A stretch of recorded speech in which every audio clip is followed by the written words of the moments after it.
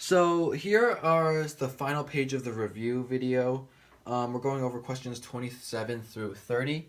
Um, the first two questions are very clearly asking and testing your ability to use squeeze theorem. So in this is just a general concept to illustrate what the squeeze theorem means. So when you have a function in the middle of two other functions, from the range 0 to 3. So what it's saying is from the time x is 0, which is the y-axis, which is right here, to the time x is 3. During this interval, we have three functions. One is 2x minus 1, which is always the smallest. Then we have f of x, which is always in the middle. And we also have the largest, which is x squared. And so there's two ways you can think about it. One is that if you take a limit of one side, then you have one side, then you have to take the limit of all the sides. That's just how inequalities work. So for example, if you have like 1 is less than 2 is less than 3, then you add 1 to all of them, right? So as long as you're adding 1 to every single one, then you're fine. Just like if you take the limit of every single one, you're also fine.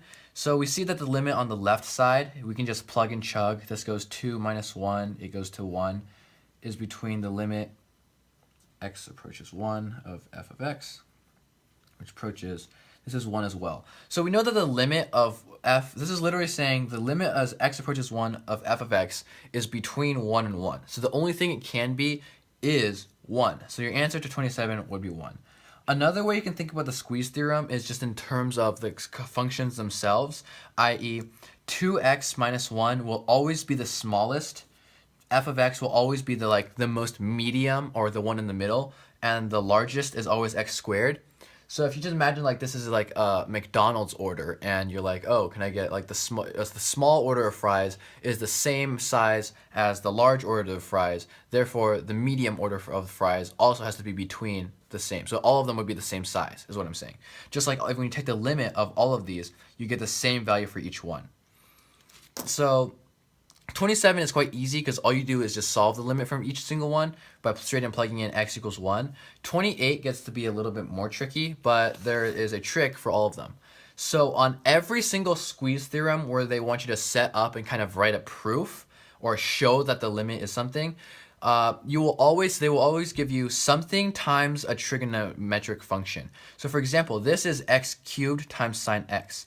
The other examples you could see are square root x times cosine x, or x to the 5th times sine x, something like that. They have to be able to break it apart. There's only a finite number of questions the math teachers can write and find, which means almost guaranteed you're going to find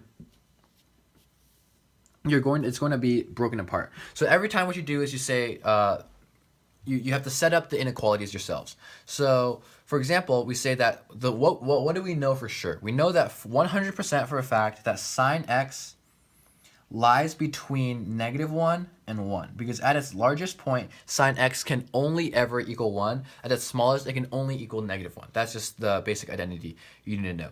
But we don't want to find sine x. We want to find x squared sine x. So x cubed sine x, so we just multiply each side by sine x cubed. So you're left with negative x cubed, x cubed sine x, then cubed. So even though you don't know what these specific functions look like, we don't know what this looks like on a graph, but we know that because we've started with a proof that we do know that this inequality is definitely and necessarily true for all values of x. Now, because we know that, we can take the limit of every single one of them. So limit as x approaches 0 of x cubed, of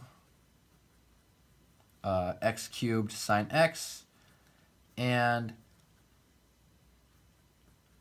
x cubed, negative x cubed. So this is negative, sorry. So we know that so we can just plug in at 0 for here. So we get 0 less than, we have the limit that we want to try and find, which is as x approaches 0 of x cubed sine x, and this one also goes to 0. So we know that the limit of this is stuck between two values of 0. Because it's between two values of 0, the only value that it can be is therefore 0. So that is your proof for number 28. So no matter what, the reason why I brought this up earlier is because whenever you split it from cosine x to sine x, that means you're going to have to multiply this value back in later. For example, in this case, it was x cubed.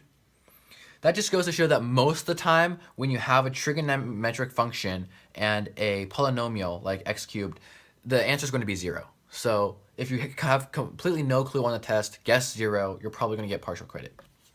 Unless you have Harris, because, I don't know, she doesn't do that. Number 29, it wants you to find that the function is continuous over its domain. This is a silly question. It's kind of vacuous because all functions, as long as they're continuous over their domain, are continuous.